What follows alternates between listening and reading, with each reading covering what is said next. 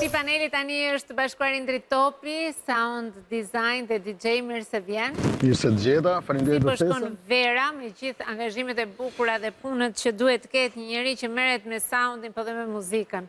Si po shkon Vera? Vera me këto problemet e veta, me nxehtësirat, me gjërat, po në përgjithësi mirë. Mirë, keni pasur. Unë dua të komplimentoj për gjithë këto vite eksperiencën në ekran, një bravo të madhe për ty. Ty personalisht. Dua të komplimentoj për gjithë këto vite në ekran. Faleminderit. Bravo. Se s'dëgjova gjën më të bukur ta dëgjoj. Okej. Shumë faleminderit. Ti vetë personalisht ke shumë vite që punon, që përpiqesh, që sigurisht edhe talentin e ke aty brenda. Megjithatë, pyetja e parë qëndron sa mendon se në të tilla situata ka të bëjë nga ndonjëherë fati, energjia, talenti apo puna? Sipas teje kush është më e rëndësishme në karrierën tënde? Të dyja kam përshtypjen se janë punojnë goxha mirë bashkë. Dhe unë nganjëherë mendoj që është si puna atyre komshive, që mbas shumë viteve duke njohur njëri tjetrin, edhe kur nuk e durojnë dot njëri tjetrin, janë detyruar që të na shënësor të përshëndeten apo edhe të bashkëpunojnë. Kështu është dhe puna e fatit me suksesin. Por gjithmonë jemi mësuar na thonë që duhet ta kërkojmë fatin, por po na gjeti fatit pa përgatitur, që duam fatin pastaj. Kupton, sepse po sishe i suksesshëm. A të ka gjetur ndonjë fat të papërgatitur që të është dhënë një mundësi dhe nuk ka qenë koha e dur dhe ke thënë po pse më erdhi tani? Ndoshta në adoleshencë me këto gjëra të rrëmbimit, po ndoshta në adoleshencë po, por tani je pak më i përgatitur dhe e mirë pret. Tani arrim gjërat, tani arrim komplimente një herë sepse sapo kemi marrë vesh që keni kurorizuar në celebrim. Faleminderit. Dhe është shumë e bukur sepse ju keni edhe një vajzë të vogël, pra e cila ju ka shoqëruar dhe është kaq e bukur sa mendoj që është lajmi më i bukur i kësaj vere, shumë urime. Ne kombinuam me çik. Në momentin që e shohim ne na jep energji shumë të bukura dhe na bën që të paktën kjo javë na nisi me ndjesi pozitive shumë, kështu që. Shumë faleminderit. Urimet tona të sinqerta. Faleminderit që ndave me ne këto foto, se e di që kanë qenë shumë private. Ishte një, le të themi, ishte një organizim midis modernës edhe tradicionales. Vajza në orën 12 kishte mbushur edhe 5 vjeç, kështu që do ishte një kujtim shumë i bukur për ne dhe për atë. E shijoja dasmën e mamit dhe të babit. Kur ta? E shijoja dasmën e mamit dhe të babit. Atje dhe ka përshtypjen deri nga ora 1:30 po, na çuditë të gjitha. Do ishte ylli dasmës me pak fjalë. Super fare. Ja, këtu shkoj tek pyetja që kam përmendën. Tani suksesi varet nga ajo që ne transmetojmë, nga energjia që apo nga puna që bëjmë në mënyrë konstante, qoftë edhe flas vetëm për punë, po edhe për punën që njeriu bën me familjen, me gjërat që ndërton, me gjërat që i ka të suksesshme. Jam krejt dakord edhe me punën edhe me atë çfarë je, po pikë parë me atë çfarë ti je brenda vetes. Nëse ti je suksesi jot, atëherë patjetër këtu e ke sekretin, edhe këtu ka lind brenda vetes tënde. Pastaj patjetër që duhet lëvizësh, patjetër që duhet përkushtohesh, patjetër që duhet të, po themi të mëthojza të pajisësh me disiplinë dhe vetëdisiplinë, sepse edhe disiplina dhe vetëdisiplina është pjesë e asaj ecurisë drejt suksesit, ama hapi i parë, nisja, ku është te drita e shpirtit, te ajo që ke ti brenda vetes. Ne mendojmë se na ka ardhur e kishim një ide në mendje. Dikush thotë kam një ide, dikush thotë më erdhi një ide. Faktikisht e vërtetë është se erdhi një ide. Po nga erdhi? Si erdhi? Pse erdhi?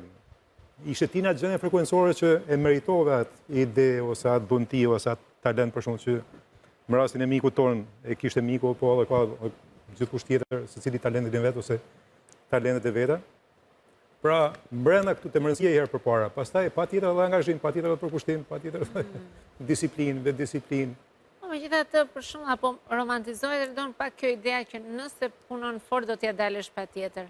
A vlen me të vërtetë kjo? A duhen marrë në konsiderat pak edhe privilegjet që të ofrohen? Fati që mund të kesh, mundësitë që t'jepen? Po shiko, kjo është ajo pyetja $1 milion, mendoj unë. Por unë jam e mendimit që suksesi është diçka e cila arrihet një kombinim shumë të madh gjërash, të qenit në vendin e duhur, të punuarit fort, por edhe të punosh me njerëzit e duhur. Njerëz që të frymëzojnë, njerëz që duan të nxjerrin nga ty më të mirën që ti ke. Për shembull, në profesionin tim, unë jam frymëzuar jashtëzakonisht shumë nga studentët e mi, edhe pse kam kontakte me njerëz në grad shumë të lartë akademike, historitë e tyre, vuajtjet e tyre, sakrificat e tyre. Dhe mendoj se këto të bëjnë ti kërkosh vetes tënde se si mund të jesh një version akoma më i mirë. nuk është e thjesht të thuash që e fitova suksesin kaq thjesht, se punova kaq fort. Sepse gjërat në jetë nuk ecin në mënyrë lineare, në mënyrë kronologjike. Ti je atje në qendër dhe atje në qendër je i rrethuar nga një shumëllojshmëri e gjërash, njerëz që të ndihmojnë, puna jote, vullneti jot, të punuari deri në 2-3 mëngjesit që ti të arrish atë që ti do. Pastaj normalisht edhe pak fati e të gjitha këto. Ti po flisje për privilegjin pak më përpara, ndonjëherë dhe statusi të ndihmon, autoriteti të ndihmon. Më thënë është diçka që është shumë komplekse dhe që ta zbërthesh këtë, ta dikodosh këtë gjë, duen orë të gjitha. Dua të kthejmë pak të një intervistë që ke dhënë në momentin e parë që ke ardhur këtu në studion time, duke thënë që kur u përballe me shkollën, me pedagogët, pati nga ata që ta mbyllën derën dhe të mohuan atë që ti do të doje të ishe në të ardhmen tënde, dhe ti dëshmove këtyre profesorëve, sidomos njëri të veçantë që ja arrite dhe e bëre. Tani këtu në këtë pikë, ke manifestuar me veten tënde, si e çave këtë mentalitet, pra këtë, po themi se nga ndonjëherë është shumë e vështirë kur ti je në hapat e tua të para dikush të thotë ti nuk do të bësh kurrë për këtë gjë, ti nuk je i aftë për këtë punë. Aty ka një thyerje shumë të fortë, që një derë që të mbyllet përpara fytyrës dhe ti të thuash që po prit një minutë, se unë vlej. E këtu hyn ndoshta ai motivimi, ai manifestimi, ajo disiplina. Po shiko, që të them që ka qenë e lehtë do të gënjeja, dhe kjo është diçka që për mua nuk është etike. Nëse ma kujton një pedagoge jote të pati thënë që ti nuk do të bësh, ti nuk je për këtë. Po, mendoj se ishte ndoshta energjia një 20 vjeçari i cili mendonte se donte të sundonte botën. Ndoshta ishte vullneti im, ndoshta edhe pak kokëforcia ime, po mendoj se thellë ishte dëshira ime që unë jam emigrante, por mund të bëj më shumë se sa kaq. Mund të arri më shumë se sa kaq. Dhe nëse dështoj, të paktën tentova. Dhe besoj se kjo ishte një pjesë e asaj që ndodhi. Sepse është shumë e lehtë që njerëzit të thyejnë, është shumë e lehtë që njerëzit të shkatrojnë.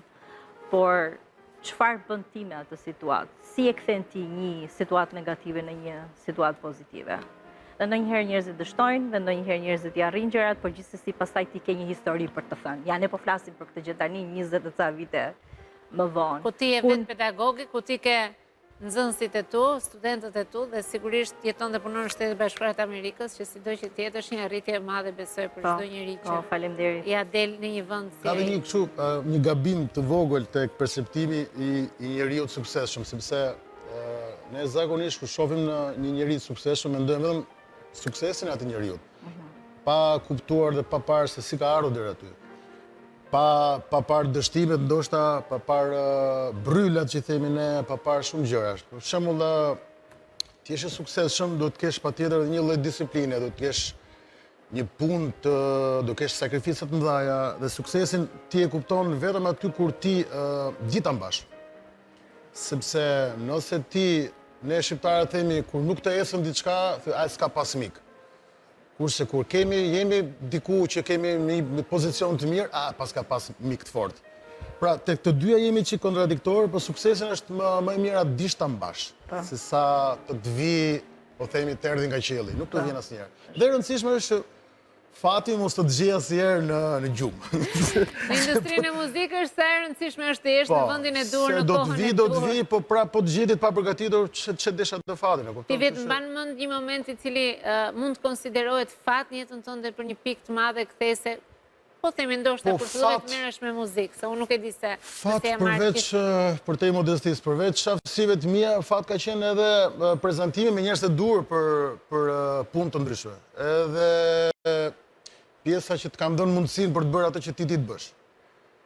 Unë karakterizohem nga një tip që nuk marr përsipër gjëra që nuk di ti bëj. Edhe e them pa asnjë lloj gjëje që nuk e bëj se nuk di ta bëj. Atë që e bëj me qejf. Fat ka qenë që në kohë të hershme që para vitit 2000 kam rastisur me njerëz që kishin potencial dhe atë potencialin donin ta jepnin te ty. Dhe ti do e shfrytëzoje maksimalisht. Edhe me dështimet, edhe me gabimet, edhe me kokëforcira dhe moshës, po prap sido që të jetë, fati ishte ai që ti ta dha mundësinë për të shpalosur diçka. Dhe kur të vjen fati përballë derës, kur të vjen fati hapet derën. Por të parë përgatitur, po të gjeti është që problem. A të gjem fati të papërgatitur ju që besoni fort në energji, nëse të gjem të papërgatitur, çfarë duhet të bëjmë o mondi? Të tentoj më Unë e besoj çik më ndryshe, unë besoj se nëse është fat, me të vërtetë nëse është fat, vjen kohën e duhur, momentin e duhur, në gjendjen frekuencore të lartë, ashtu sikur se ti ke bërë hysmet edhe ndoshta në këtë pikë e ke merituar, po sipas krijuesit, jo sipas meje, jo sipas vetdijes time. E megjithatë, nganjëherë duhet edhe me i pri fatit, edhe për shembull zotnia besoj me talentet e veta, po edhe me angazhimin e vet. Në disa raste edhe mund të ketë pri fatit edhe ai mendon se Që i kanë datë fat. po e ka ndodhur fati, po ka qenë bashkërim Ne në klasifikojmë këtë nga herë moment. fati i mirë ose fati i keq. Kupton për Se shembull, fati i mirë po ka flasim. ti duhet të ishe diku në një moment flasim për edhe ka fatin dalë diçka rrugës edhe i fati nuk të buzëqeshe, kupton? Po flasim për fatin e mirë në Po, këtë rast, fatin e po mirë. fatin e mirë gjithmonë nganjëherë edhe duhet me i pri. Sikur ju e besoni për shkak me angazhim, unë e besoj jo vetëm me angazhim, po edhe kjo është dytësore për mua, po unë e besoj përmes një jetit mirë. Përmes besimit të pa lëkundën te krijuesi. Unë ka rastis disa herë gjatë jetës që t'jem ose në ego të madhe, ose pastaj në spiritualizëm shumë. Edhe janë dy gjendje që e shoqërojnë njeriu në gjatë gjithë jetës. Sepse Si Zoti ke përballuar këtë gjendje? Zoti Flas kur ke Zoti qenë me na ego ka të falë me madhe. ego edhe me shpirt. Me ego të madhe dhe ndoshta edhe me dështimet personale, si menaxhojnë ato? Nuk i quaj unë sipas meje, edhe spiritualistët nuk i quajnë dështime, i quajnë thjesht mësime. Mësime. Edhe faleminderit Zotit, domethënë Zoti ka sjellë edhe ato mësime për t'u lartësuar shpirtërisht. Sipas mendjes time, në atë kohë ishin dështime, ishin mësime të mëdha. Tani sipas kësaj dijes edhe vetë dijes shpirtërore, këto janë mësime shumë të vyra, urtësi që vijnë për t'u lartësuar, për të lartësuar dhe për t'u lartësuar. Ja kuptoj. Natyrisht që ka pas raste nganjëherë që edhe i kanë prej fatit me një jetë mirë. Ne kemi pas një zakon në atë familjen tonë. Familja ime, origjinë e largët e ka prej Malësisë Gjakovës, nga Kosova, kurse nana ime është në origjinë nga Mirdita. Pra janë dy dije kryesisht të Malësive të Veriut, që përputhen të njëjti mirë, edhe kryesisht të njëjti mirë me hënë plot. Po këtë dije kanë pas edhe pellazgët, edhe ilirët, domethënë partë tonë. Po ashtu kanë pas edhe e kanë edhe vende të tjera, edhe popull të tjerë. Kur ishte koha e hënës plot, maj mend babën që mbillte çka kishte për të mbjellë, domethënë të lashtat, grurin ose edhe pemë të tjera. Edhe pastaj kur vinte koha e korrjes apo e marrjes fryteve, ishte bollek, begati. Gjithmonë gjente këtë kohën e hënës plot. Pra, Po e ishte përshtatshme besonte në për në lartësim ciklet. frekuencor dhe po ashtu për fuqi të jashtëzakonshme manifestuese. Edhe këtë tani unë e aplikoj edhe me miq të tjerë. Edhe shoh se krahasimisht me kohë tjera, po themi, prapë kjo kohë është e përshtatshme shumë për gjendje të lartë frekuencore dhe për fuqi të lartë manifestuese. Hëna e plot, pra, ose duke hyrë në hënë të plot. Për shembull, tani në korrik është me datën 21 fillon koha e hënës plot dhe përfundon me datën 29 korrik, rreth orës 2 e pak të pasdites. Sidomos këto koha e 3 netëve kur orëzuesit hënës plot, edhe në këtë rast është data 26, 27 dhe 28 korrik. Ka fuqi të jashtëzakonshme. Vini zilen njerëz dhe dalim me uroni temë tjetër. fort dhe me shpirt atë që dëshironi. Të dalim me A temë tjetër, manifeston unë jam pak ti Indri? lunatike. Hënën Po, e je plot e pak kam çik kështu si lunatik. Çfarë do bezdi. thotë je pak lunatik? Si e percepton ti këtë? Gjithmonë kur është hëna e plot me këto pagjumësirat, me këto përqendrimet edhe Ka energji shumë të madhe. po. dikur besoja që ishte një kështu budallik, po tani kanë filluar të besoj se mbase ndikon edhe tek Energjia, pra, energjia, po. është Kudo, shumë e kudo, fortë. çdo gjallës nikon. Më shpërqendron. Ndryshe është tek ne i themi hënza, ndryshe është tek hëna e re. Po, Që unë që nis nesër. e kam shumë dashuri. Rrie shoh dhe më pëlqen. Kur e plota më jep sa kështu gjëra të çuditshme. Do Dhe të deri vonë shfrytëzoje në pozitivitet, pra thotë Mondi. patjetër, dhe këtë mesazhi është shumë i bukur, sepse pak në çdo gjë që të vjen do të vi për ta marrësh me pozitivitet. Ti Gjithmonë. vetë ke besonte diçka manifestimi, po themi feja, se di. Unë nuk shuhem për ne. Horoskopi, kemi folur gjatë sot Në për familjen mënyrën time se si besojmë për të nisur një gjë të re. Patjetër, besoj tek gjithçka. Ja nuk dit si jam akoma në gjendje të Po marr një shembull, datën e martesës që vendoset. E vendoset fal një besimi të caktuar për atë datë apo erdhi rastësisht? Jo, qëllimi ishte që të bëjmë një festë të bukur.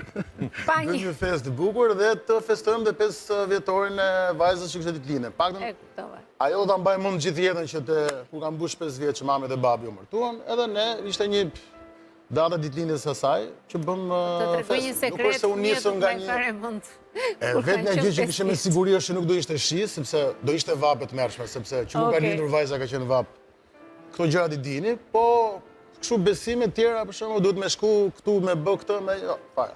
Edhe rrodhin natyrshëm. Te tradita jonë për shembull festat dhe martesat shihej koha kur ishte hëna duke u plotësuar. Jo 3 ditë përfundimtar i hënës plot, sepse pastaj direkt do të binte pastaj në hënë në hënë në ngritje. Po, ishte hëna në plotësim. Po, në plotësim. Pra ditët e fundit. Sillte mbarësi, sillte pat bollek për familjen e kështu me radhë. Që për ta mbyllur të pyetja, unë besoj te energjia. Beson tek energjia. Nuk besoj tek fjala, nuk duhet që të mërzis shumë besimtar. Nuk besoj tek fjala Zot, po besoj tek ajo gjë shumë e mistershme, shumë tek energjia e madhe dhe e mirë. Nëse ajo të vjen, të buron në shpirt, atëherë je një njeri shumë i mirë, besoj. Sepse nuk duhet të bëj këto diferencat, jo të besosh diku apo të besosh diku. A jeti një nga ata njerëzit që ndoshta në një moment të caktuar të jetës tënde mund të ndiqe një mentor apo mund të ndiqe një, po themi, mënyrë manifestimi që dikush do të ta sugjeronte si formë? Ka pas raste që e kam bërë me zërin tim të brendshëm ose me atë që do nganjëherë njeriu të shprehë ato gjërat e brendshme, por gjithmonë njeriu pa besim është i humbur, kështu që ka humbur rrugën. Po s'besove tek ajo gjëja jote, për mendimin tim ke humbur rrugën dhe s'di ka të shkosh pastaj. Duhet të kesh një besim, një drejtim, edhe një motivim për të shkuar drejt asaj, se po u shpërndam në mendime, pastaj bie që Unë do të flisja diçka për mentorimin, nëse lejon. Shkurt të lutem që ta përmbledh.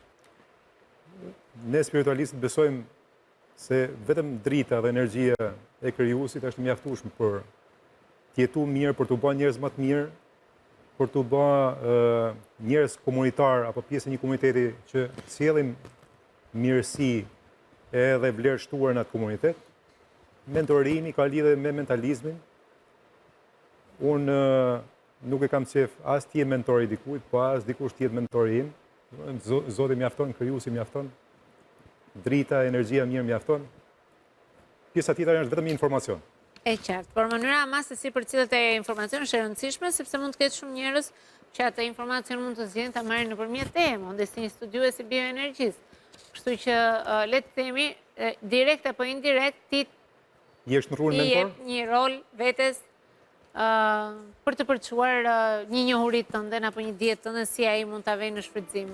Përgjithsisht synoj ta përjashtoj këtë lloj mundësie të jem mentori i dikujt, domethënë. Ja përvojat e mia, projetimet e mia, po që s'është mentorim, është thjesht dëshmi.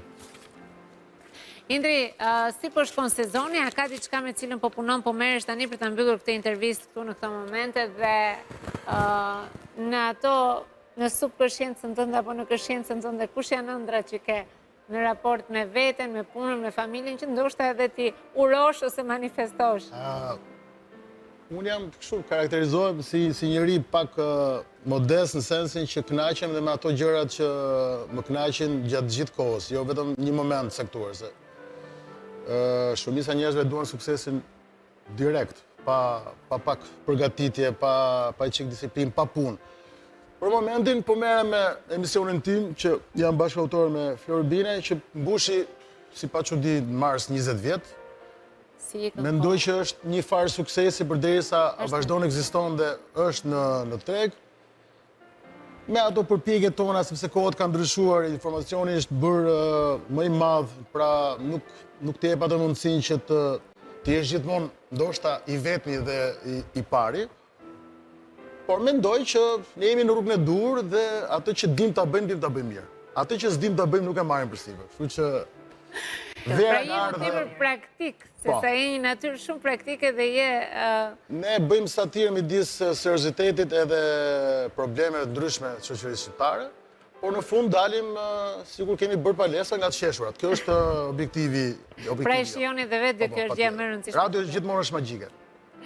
Redona, do të manifestosh në një gjë këto kohë, me qenë se le të themi fatit dhe rastësisë si beson? Tani unë të them të vërtetën jam shumë besuese se fatin tim e krijojmë vetë. Edhe normalisht ne po flisim për pozitivitetin edhe për energjinë dhe ajo ka një faktor pjesëtor, por që mendoj se jemi të aftë në një farë lloj mënyre edhe ta parashikojmë duke bërë gjërat e duhura momentalisht. Dhe mendoj se siç thatë edhe ju pak më përpara që njerëzit flasin për suksesin, por që një njeri që është i suksesshëm, diferenca midis një njeriu të suksesshëm dhe një njeriu që ka dështuar është thjesht se ai i suksesshmi tentoj një herë më shumë. Kështu që kur ajo, që të mirëpresim gjëra sa më shumë pozitive. Mirë, unë jam pak spiritualiste, pra besoj shumë tek pjesa që dhe mundësit që t'jepet, pastaj se si arrin t'i shfrytëzosh ty ato, po jam 50-50, po themi jam 50-50, ajo që është e shkruar për mua dhe që do më vi dhe tek ajo që unë duhet i uroj vetes që duhet vi. Kështu që faleminderit shumë që ishit me mua. Faleminderit, të kënaqësi. Kemi një hapësirë publicitare, do të vim në pjesën e fundit të këtij emisioni, mos u largoni.